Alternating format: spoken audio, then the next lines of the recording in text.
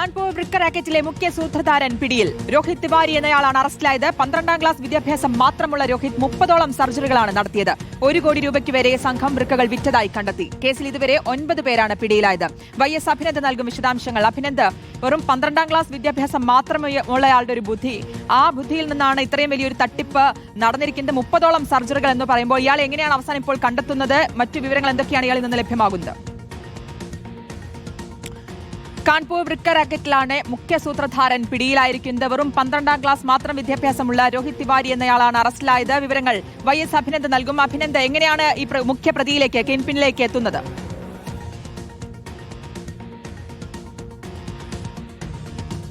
ശ്രുതി, കാൺപൂരിലെ സ്വകാര്യ ആശുപത്രി കേന്ദ്രീകരിച്ച് ഒരു വൻ വൃക്ക റാക്കറ്റ് അത് പുരോഗമിക്കുന്നതായിട്ട് നേരത്തെ തന്നെ അന്വേഷണ സംഘം കണ്ടെത്തിയതിന്റെ അടിസ്ഥാനത്തിൽ 9 പേരായിരുന്നു അന്ന് പിടിയിലായത്. ഏജന്റുമാരും ഡോക്ടർമാരും ഉൾപ്പെടെ 9 പേരെ അന്ന് അറസ്റ്റ് ചെയ്യുകയും ചെയ്തിരുന്നു. ഇതിന് പിന്നാലെയാണ് ഇപ്പോൾ മുഖ്യ സൂത്രധാരനെ പിടികൂടിയിരിക്കുന്നത്. ഉത്തർപ്രദേശ് പോലീസ് തന്നെയാണ് പിടികൂടിയത്. ഇയാൾ നേരത്തെ രോഹിത് തിവാരി എന്ന ആളിന് ഇതിനകത്ത് ബന്ധപ്പെട്ട് കൃത്യമായ ഇടപെടലുണ്ട് എന്നുള്ള സംശയം പോലീസിനുണ്ടായിരുന്നു. പോലീസ് ഇതുമായിട്ട് ബന്ധപ്പെട്ട് അന്വേഷണം ഊർജിതമാക്കുകയും ചെയ്തിരുന്നു. രോഹിത് തിവാരി എന്നത് ഒരു ദില്ലി സ്വദേശിയാണ്. ഇയാൾ ഡോക്ടർ രോഹിത് തിവാരി എന്ന സ്വന്തം ആയി പറഞ്ഞുകൊണ്ട് രാജ്യമെമ്പാടും നടക്കും. അതിനുശേഷം ഇത്തരത്തിലേക്ക് ഇടനിലക്കാരെ വെക്കും. ഇടനിലക്കാരെ വെച്ച് സാധാരണക്കാരോട് ആളുകളെ പറഞ്ഞ് വിശ്വസിപ്പിക്കുന്നു.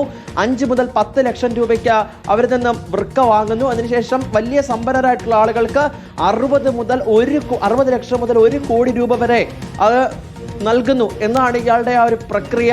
ഡോക്ടർ രോഹിത് തിവാരി എന്ന 12ാം ക്ലാസ് വിദ്യാഭ്യാസം മാത്രമുള്ള ഇയാൾ പല സ്ഥലങ്ങളിലും ഇത്തരത്തിലേക്ക് വൃക്ക മാറ്റിവെക്കൽ ശസ്ത്രക്രിയ നടത്തി. ഇയാൾ എങ്ങനെയാണ് ഇത് കൃത്യമായിട്ട് പഠിച്ചത്, യൂട്യൂബ് നോക്കിയൊക്കെയാ പഠിച്ചതെന്നൊക്കെയുള്ള വിവരമാണ് പ്രാഥമികമായിട്ട് ലഭിക്കുന്നത്. പക്ഷേ കൃത്യമായിട്ട് വിവരം ഇപ്പോഴും ലഭിച്ചിട്ടില്ല. എന്തായാലും ഉത്തർപ്രദേശ് പോലീസ് ഇയാളെ ചോദ്യം ചെയ്തുകൊണ്ടിരിക്കുകയാണ്. കഴിഞ്ഞ ഏതാനും മാസങ്ങളായിട്ട് ഇയാൾക്ക് വേണ്ടിയിട്ട് ഊർജിതമായ അന്വേഷണമാണ് നടത്തിക്കൊണ്ടിരുന്നത്. അങ്ങനെയാണ് ഇന്ന് ദില്ലിയിൽ നിന്ന് ഉത്തർപ്രദേശ് പോലീസ് പിടികൂടിയത്.